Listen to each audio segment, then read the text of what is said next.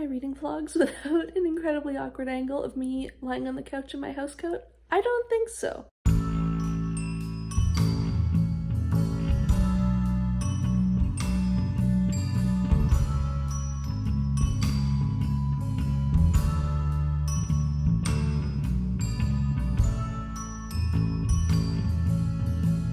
Hi everyone, Rosie here. Welcome back to my channel. This is kind of a new format for me. I usually do weekend reading vlogs, and this is a week-long readathon, which, as you will have seen in the title, is the DoTheThingAthon. This readathon is organized by Ashley of A Frolic Through Fiction. All of her stuff will be linked down below, and it's a super basic premise. Take a week, really focus on whatever goals or things you're working towards in your reading. What is the thing that you keep saying, I've got to do the thing? Do it. The main thing I'm focusing on is just spending more time reading and sort of like, this isn't so much working, but like giving myself permission to take a break from everything else and really take a week of like after work, just focus on reading, not worrying so much about doing other stuff. So that's going to be really great. But to guide that, I also have 3 books that I've picked out that sort of fit some goals I have that I'm going to try and get read this week. The goals that I'm going to be working towards are from my, well, mostly from my 2021 reading goals, which I will link in whichever corner makes sense. The first of those was to read more classics. That's something I'm trying to do more of this year. I'm trying to get more familiar with the classics and just read them. So for this goal, I have picked Beloved by Toni Morrison. Milena referred to this in her Modern Classics video, or Modern Classics book tag, which I will link down below. And she's my go-to authority on classics because she reads so many and talks about them in such interesting and intelligent ways. So I will defer to her authority and say that Beloved by Toni Morrison is a classic. This is a book that I have been wanting to read for a long time. It sounds fascinating. It's about, from what I understand, a woman who escapes slavery in the southern US and makes her way to the north, but has to make a really big sacrifice in order to do so, and that sacrifice haunts her for the rest of her life. Like I said, it sounds amazing. I've heard nothing but wonderful things about this book, but also it sounds so emotional and just like, oh my god, difficult to read. So I've also been sort of putting it off, and I feel like this is a good time to read it. If not now, then when? The second goal I am working towards is finishing some series and reading more sequels. I have a really bad habit of reading the first book in a series, loving it, and then never getting around to any of the sequels. So that's something I'm working on this year. For this goal, I've picked Grave Importance by Vivian. This is the 3rd book in the Dr. Greta Helsing series, which focuses on Dr. Greta Helsing, who is a medical doctor to the undead. So it's sort of like an urban fantasy type book. It's fantasy and it takes place in a modern urban setting, so I think it's urban fantasy. I'm not great at genres, but it's a really interesting take. The characters are really fun, really interesting. Shaw does some excellent world building and like levels of detail in her world building that I just enjoy so much. I didn't have a great time with the 2nd book in the series when I read it in February, but I'm really hoping that the 3rd book will turn it around, and it's the last book that's been published so far. I think Shaw's writing more, but this will have me caught up, which is good because it'll be like a series I can cross off my list as like, right, you've read everything that's published, move on to something else. I also think it's going to be kind of a light and fun read, which is going to be important because Beloved sounds so emotional. And the 3rd book I'm hoping to read this week is The Woman They Could Not Silence by Kate Moore. If you've been around for a while, you will know that I absolutely adored The Radium Girls by Kate Moore and could not shut up about it. And this is her newest book. It's coming out in June. I have an ARC from NetGalley, and I want to get this read. It's about a woman in the 1860s, I think, in the US,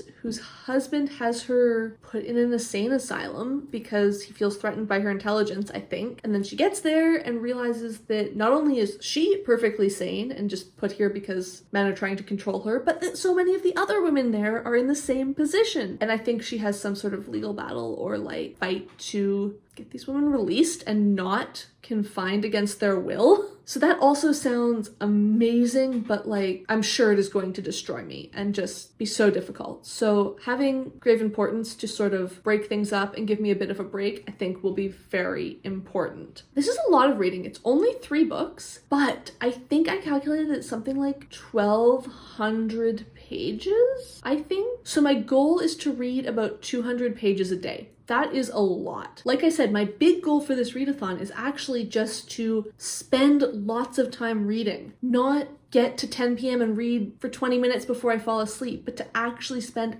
hours in an evening reading and enjoying books. And fortunately, and thankfully, I get a bit of a head start because today is Victoria Day in Canada, or as I call it, and I think everyone else does, the mojo, which is a day off that we have to celebrate Queen Victoria's birthday. I don't know why we still do this, but it's a statutory holiday, and I'm not gonna complain because I love myself a statutory long weekend. Anyways, like I said, it's Monday, I've got today off. I have basically nothing I need to do today. My partner and I did all the chores over the weekend. Like I said, things are kind of in a quieter period. Things that need to get done are more long-term, so I can put them off for a week. And I'm gonna try and just spend today really getting started on all this. I want to really dive into these books and make a good solid start today so that I don't feel discouraged when I go back to work tomorrow. All right, this is the world's longest vlog introduction, so I'm going to stop talking and start reading. I decided to start the day with The Woman They Could Not Silence because at the longest and tied for the most emotionally awful to read about, it was the one that was scaring me the most, and I don't think I needed to be scared. I'd forgotten that although The Radium Girls was incredibly emotionally harrowing, it was still like really well written. That's why we all loved it. So this one, again, awful things to read about. Basically, this woman gets involved in the abolition movement and in the women's rights movement in the sort of the 1850s, and her husband is so threatened by this that he locks her up in an insane asylum. Not fun stuff to read about, but Kate Moore does write it beautifully.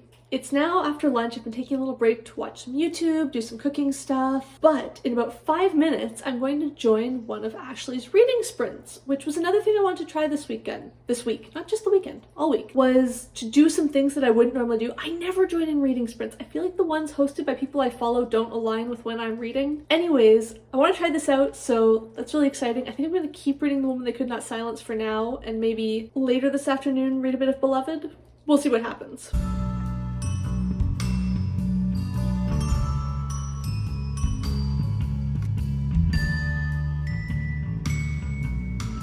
Back in the kitchen. It's my turn to make dinner tonight, so I'm doing like a chicken and bok choy stir fry. Hopefully they'll... Oh, I have chocolate on my face. I was just cutting up the squares that I made earlier. You gotta sample some. Turns out you can overcook caramel.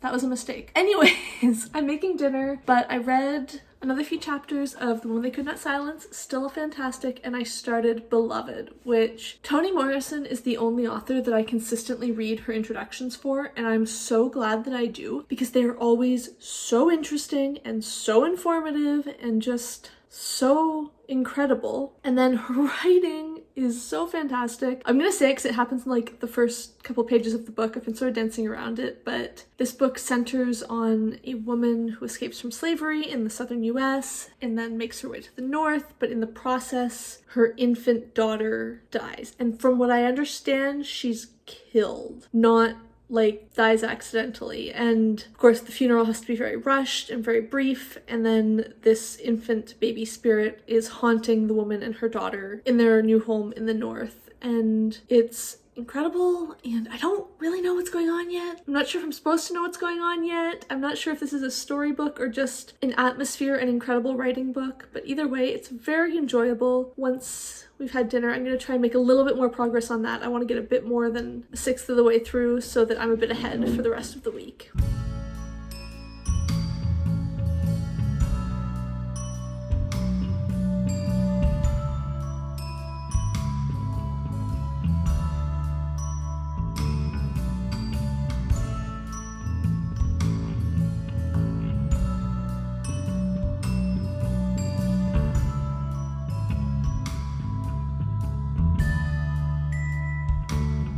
It's sunny again now, but when I paused for lunch today, I promise it was really gross and rainy and windy, and I was like, I don't want to go outside in that.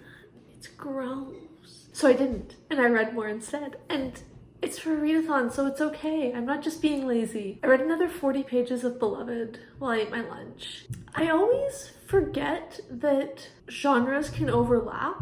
Like, I think of Toni Morrison as like literary fiction, like serious literature type writing. And I always forget that that type of thing isn't mutually exclusive with like historical fiction. That's what, I wouldn't say Beloved is just historical fiction, but I'd say it has as much of a claim to historical fiction as it does to literary fiction, and I don't have a point here. It's just something interesting I've noticed. I'm really enjoying the book, but I don't feel like I have that much to say about it, if that makes sense. It's definitely been emotional so far, but I'm not dying yet. But I think that's because I haven't gotten to the point where the thing that's going to be incredibly emotional has happened yet. Like, we've had it referenced, but I have the sense that something's going to happen. I feel like that's how Toni Morrison books often work in my memory, is there's something and you know what that thing is from very early on, but then you're exploring the whole situation around that event and seeing how everything leads up to that event and the aftermath. Because in this case, I think we're seeing like the past of what did happen and then also the future of what the implications are. I don't know how to describe this.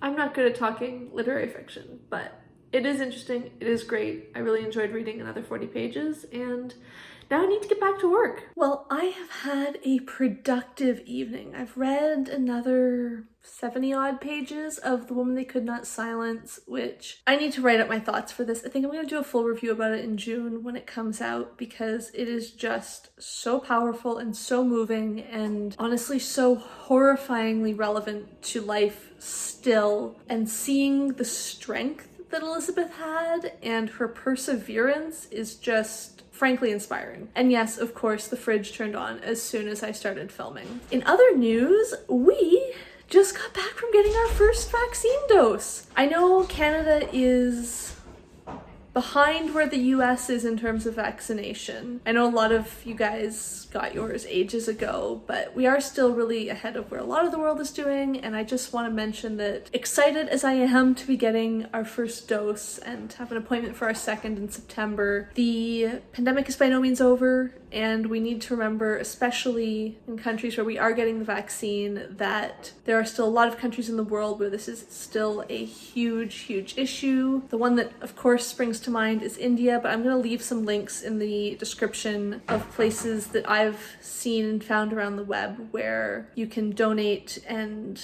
help countries who are in a very bad place and need our help right now, especially as we are fortunate enough to be getting vaccinated and to be hopefully moving into a safer stage. We have to remember that that's not the case for everybody. Okay, soapbox moment over, but I just felt wrong acknowledging the vaccine without also acknowledging that. And now, as a treat, it's like 9 o'clock, and I'm going to curl up in bed and read more of Grave Importance. I started it last night, and I'm starting to realize that there are elements of Shaw's writing style that don't bother me, but would be quite divisive, and I think a lot of people wouldn't enjoy them. So maybe I'll talk about that in a minute once I'm a little more settled and not holding my phone at an awkward angle. So the thing about these Dr. Greta Helsing books, I think, having now read one in February, and I'm a third of the way through Grave Importance now, I think the reason they kind of throw me off is that they're 4-star reads in a very unusual way for me. Usually a 5-star read is like amazing, fantastic, I love it so much. They're not rare for me. I read a lot of 5-star reads. I read a lot of really good books. And then for me, usually 4-star reads are really solid, good books, but I just don't feel quite as much. Like, there's nothing wrong with them usually, it's just that they're not ones that I love as much. And then 3-star books are, it's decent, but like, there's flaws that I'm seeing and I don't feel anything. The reason I get so thrown off by these Dr. Greta Helsing books is that they're 4-star reads because they're a mix of 5-star and 3-star, not because they're actually 4-star reads. Like, I cannot give this book a 3-star. I mean, I know I'm only a third of the way through, but the writing style, the way it's written, the topics she writes about, the things she says, I can't give it a 3-star because I like it too much. I'm too excited about it. It's like, it's fun. There's cool stuff here. But also, it's not a 4 or 5-star because despite all of that, there are issues and I'm seeing things and I'm like, that could be done better. I think that's it. There's really good potential in these books, and that makes the fact that it doesn't quite meet them, all the more frustrating. Don't get me wrong, I still like them. If Shaw releases a 4th book, I'll probably buy and read it because I can't help it. I really like them. They're really cool. I think for me, the huge potential that it doesn't quite meet is a lot harder to get my head around or to feel comfortable with. That sounds silly, but anyway, than a book with a much more limited potential but that fully lives up to its potential, if that makes sense. Like, this book could be one of my favorite books of all time, and it just doesn't quite reach that, versus a book it's a solid, decent read, but nothing special. The solid, decent read, you know where you stand with it. You're not questioning how you feel and being confused the whole time. The huge potential that's not quite met is a little off-putting.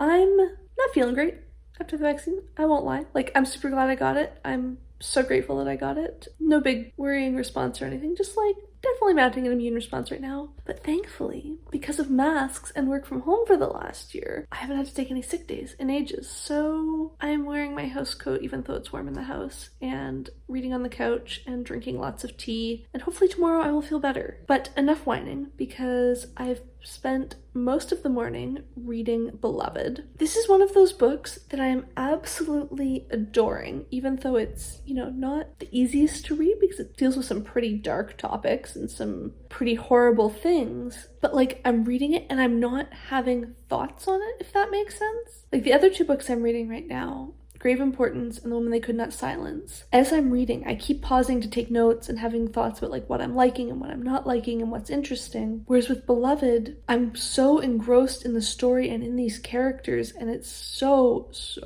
beautifully written, but I don't know what to say about it. So I guess that's just me hopping on to say it's good, but I don't know what to say. And let's stop this section because, oh my goodness, the shadows of my glasses look ridiculous.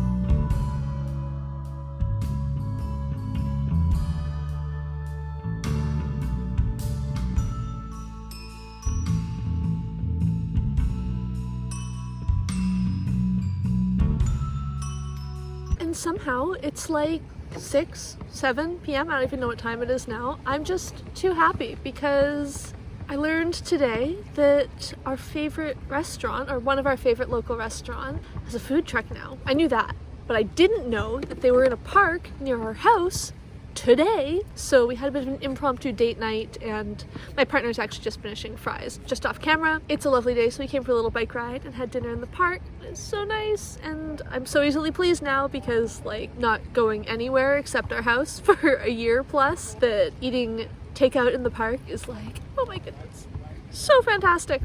Let me see, I didn't update much yesterday, did I? That's basically because, as I said in my one update, I was kind of beat, and I thought I was gonna have a super productive afternoon and read a whole bunch, and then I didn't. I basically dozed on the couch all afternoon and read nothing. I did make a bunch more progress on Grave Importance before bed. That book is so easy to get through. That's one for all of my gripes, and I have more, but I'll probably save them until the end because I've only got like a few chapters left now. My goodness, Shaw writes a gripping, engaging novel. I am so swept up in her stories. I just want to keep reading them. I am loving that aspect. I'm not too sure what I'm going to read tonight. I've got like an hour and a half left of Beloved, and I'm thinking I might try and finish that so that I can get a bit of like finishing things energy. You guys know how it is. You just want to like, yes, it's done. Go me. So maybe that's what I'll try and focus on when we get home. But for now, I'm just going to enjoy the increasingly cool evening and maybe steal a fry or two. Do you guys ever read books where you just wish you were reading them in school? Not like for a class where you have to read it and you're stressed and can't enjoy it, but I just finished Beloved and I want to now go and have a detailed discussion about it. I guess as adults who aren't in school, that's what we call a book club or a read-along. But sometimes I just read a book that I pick up because it sounds interesting and I enjoy it and it's really good. But also, I want to have that discussion. I feel like there is too much in this book for me to process on my own. I need that external structure to help me work through everything that I just read and to fully understand it. And I feel like tomorrow I'm probably going to look up a whole bunch of reviews and discussion videos about it or something, because like I said, it was really good. It was beautifully written and not emotional in a made me cry way, but just devastating, I guess. But also I feel like I'm not fully getting it. That's something I'm kind of insecure about sometimes, so I want to bring it up. Sometimes I feel like everyone else on Booktube is like way better at reading than me, which I know is a dumb thing. It's not a competition, but I don't know. Sometimes I feel like I'm not as good at the like reading literature side of it, and like I don't know how to do it as well as everyone else, which is a dumb thing. Everyone has different strengths, everyone has different weaknesses. Everyone is going to get different things out of different books, and depending on the thought you put in and how you read it and how you go about it, you're going to have a different outcome. But this is one of those books where it makes me feel like I want someone to talk about this with. I want a group to discuss and to mull things over so that I can understand it. That makes me sound like I'm being lazy and don't want to do the work to understand it, whereas it's more really, I think, I want the discussion because for me that's how I want to work through it. I'm not so good at the just thinking things through and coming up with my own conclusion about everything. Sometimes I am. Like, it's not to say I can't form my own opinions about books, because I definitely do.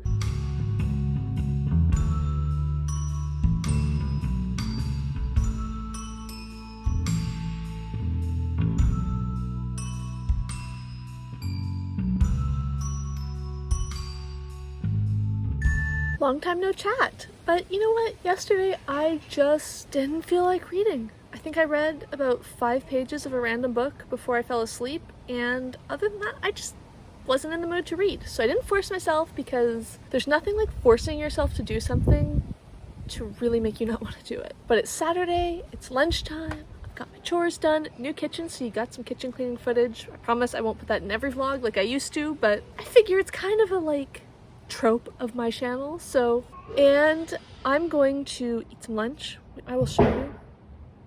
It looks a bit messy, but I've got like a Buddha bowl, roasted veg with brown rice and hummus, whatever you want to call it, to eat. And I am going to get cracking. I have about 3 hours left in The Woman They Could Not Silence of actual book. I feel like I'm cheating a bit. I included this one partly because it was an arc and I wanted to get it read, but also partly because it's like 560 pages, and one of the things I wanted to work on this year was reading longer books and not just reading 250-page books and like trying to get that book count up. I wanted to really focus on actually reading longer books and enjoying those as well. So I put this on my TBR thinking like, oh great, that's a good goal to work on, but like half the book is notes, so it's actually not that long of a book. But you know what?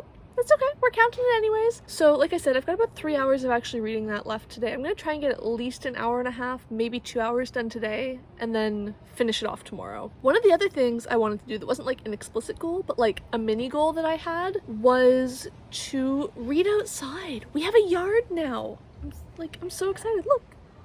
It's so green and overgrown right now. We need to do some yard work. But I have a place that I can be outside. We've been in an apartment for the last 3 years, and well, I lived in the apartment before that as well, but especially this last year where we've been home 24/7 and like we haven't been going out to restaurants or bars, and we went to a patio like twice last summer. But when you're home 24/7, you really start to feel the, oh my god, there's nowhere I can just go and be outside. I've been going for walks a lot, but it's different when you're walking. Sometimes you just want to like sit out in the sun. Sorry, I feel like I'm going on about this too much. You guys know how it feels. I'm sure a lot of you live in apartments and are facing a similar struggle. But now that we have an outdoor space, I want to enjoy it. I want to actually spend time out here, not just continue in my routine of being in the house all the time. So got my sunscreen on, got my hat, my sunglasses, keep me protected, and it's time to read. I am far too fair-skinned to stay outside for too long, but I did get like an hour and a half of Woman They Could Not Silence read. Oh my goodness, Elizabeth's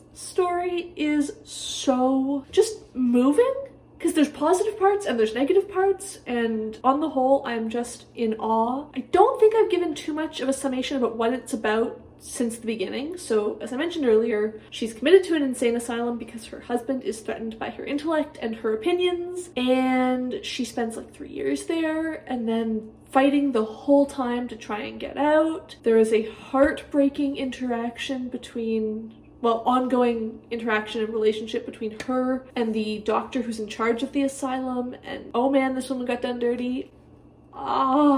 Finally it comes to a head with a trial between her husband and her, where her husband is basically told by the judge, okay, you say your wife is insane, prove it to us. So there's a drawn out trial, and I'm not going to say what the result is, but like, wow. Did not expect anything less because this is Kate Moore, and we all read The Radium Girls. We know how intense that was. This one so far is 100% living up. It is just as awful and horrible and intense, and like at the heart of it, there is this incredible woman, which the combination of Elizabeth's strength to go through what she went through and remain true to herself and remain true to her principles, and even to get stronger from it and to become more convinced of what was right, and Kate Moore's incredible writing are the only things that are keeping me reading this. Well, that's not true, but there's a bit of a feeling of like, oh man, if Elizabeth can go through all of this, I almost owe it to her to read her story and to continue and to see it through to the end, which I'll probably finish it tomorrow just because it is so intense that I don't know if I want to read more of it today. I kind of want to space it out a bit, but like, wow, this book. Now though, I'm watching some Booktube and making cookies.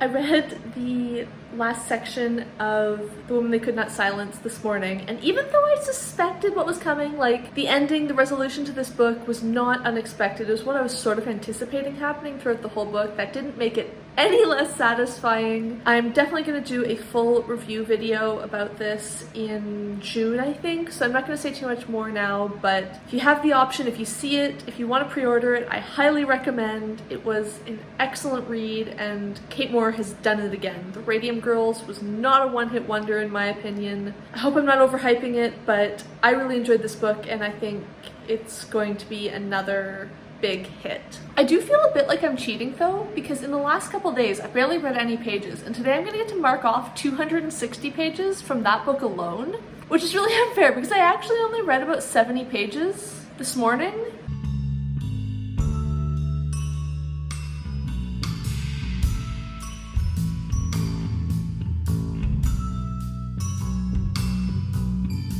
I don't know if you could see the difference in those clips just now that I presumably included when I was editing, but I spent like an hour pulling seedlings out of our front yard because it's the beginning of May and it's getting hot and everything is growing like crazy, and our yard was a bit of a mess. Our backyard still is, to be clear. The front yard's, I would say it's still a minor mess, but there's a lot of stuff that like we're just not going to fix until we do major landscaping. There's some stuff where it's just like plants are just put in, there's not proper beds or anything. So at least it got a haircut and doesn't look quite so scraggly now, hopefully. But that was, you know, I can't claim it was hard work. It wasn't that bad.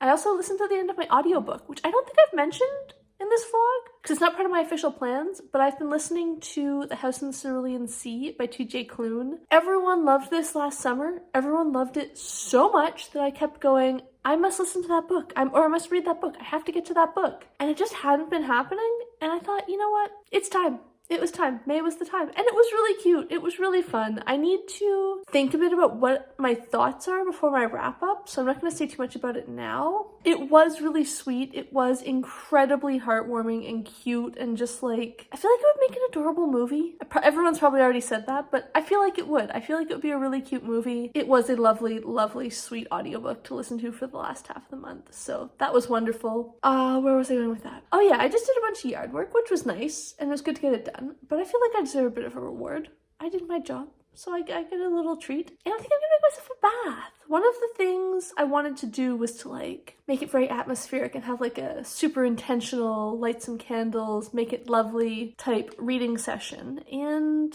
I feel like taking a bath would be perfect. So I'm going to go do that, I guess. I'm gonna finish Grave Importance because that's the only book I have left. I'm gonna get through all 3 of these books, which is incredible. I did not expect to get through that much, especially where for several days this week I barely read anything or I didn't have a great reading day, but hey, that's awesome.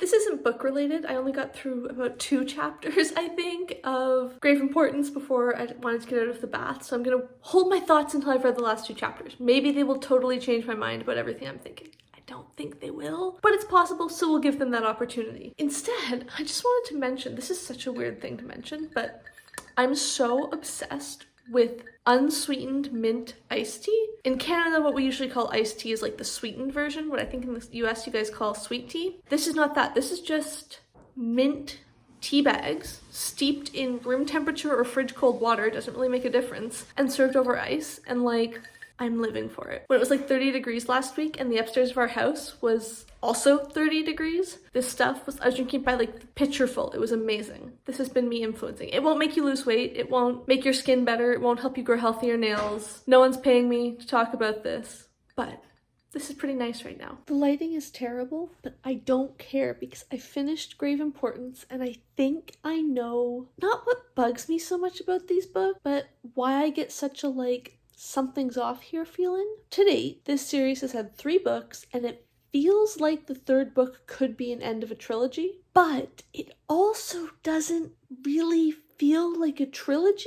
After reading the 1st book, I thought they were kind of, you know, procedural, serialized, like it's not one story arc flowing through. Then in the 2nd book, there's like the beginning of a story placed as far as I could tell, but it feels like, okay, maybe this is going to develop over several books. Like sometimes you've got book series where each book is its own story, but there's like a plot growing in the background over like maybe 5 books or something. But this one, it went from like, oh, we're getting the beginnings of the plot in book 2 to like large scale plot in book 3. I just don't think it worked for me. The way Vivian Shaw wrote these books, for me, it would work better as a smaller scale procedural. I'm not going to talk about what ended up happening in this book because 3rd book in a series, I don't want to give spoilers, but stuff got really big. There was like really, really big stuff happening plot-wise and like context of the story-wise, and the characters were involved in some really huge stuff. But I don't think that's where Shaw's writing shines. For me, the most interesting parts are when Dr. Greta is doing her medical stuff. The last one especially, and also this one, those elements have really felt